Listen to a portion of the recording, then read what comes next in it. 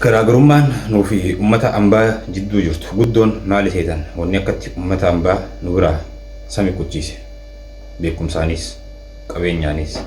siyaasaanis wama hundaanuu wanni uummanni ambaa akkatti itti nu caaluu danda'anii uummanni ambaa beekaasaa hin dorgomuun itti siqeetii warraa barata jala gattaa'ee warraa barata jabaasaa namni kun jabaa hiyya jeeti sirri jabeeffata wallaalaasaa ifi qabeetii barsiifata gowwaasaa ittiin kofolu ni gorfata laafaasaa lafa dhiisee biraa hin deemu ni gargaarata akka inni ka'ee dhaabbatu godha faallaa kanaa nuti immoo beekaa keenya ni dorgomnaan beekaa keenyaan dorgomnaan mormii faadha beekumsa seenee xiqqishoo mormii dandeenyaa mormii ni morminaan beekaa keenyaan jabaa keenya olola adda addaa irratti oofna maqaa adda addaa baasneefiti jabaa keenya kana lafaan dhowwu yaalii goona wallaalaa keenya ni dheessina gowwaa keenya itti kofolla harka faadhooyinaaf akka inni gartee sirriin jira jedhee dongoroo isaasan itti fufu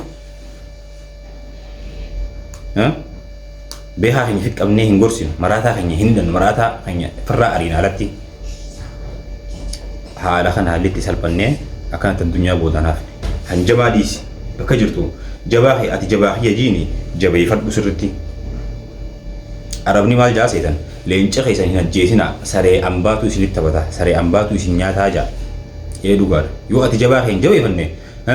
laafuma sin geenye laafuma sirra darreetu akka biraa dhufee akka kubbaatti sitti taphata xibbaa baanan san kanaafuu jabaa kee jabeeffadhu wallaalaa kee barsiifadhu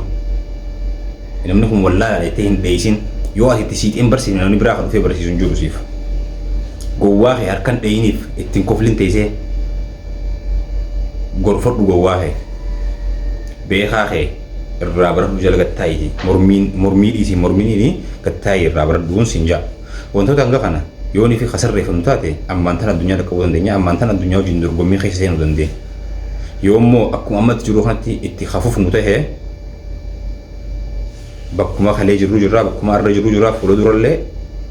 bakkuma tana jirraa teenyu zalaalam booyinsi keenya booyinsumaan isin jaa hanga viidiyootti aanu walitti deemnutti nagayaan naa tura.